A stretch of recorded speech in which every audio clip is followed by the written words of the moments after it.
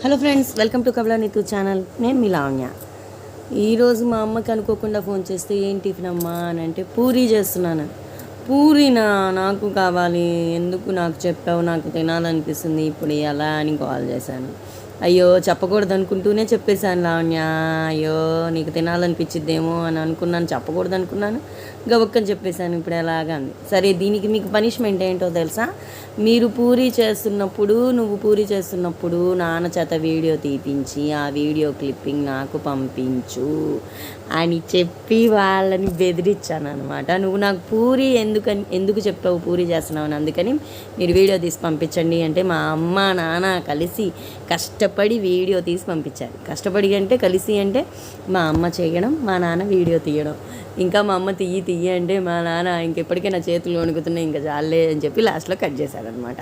So ఇదండి మా Puri story. నచ్చిందా? నచ్చితే లైక్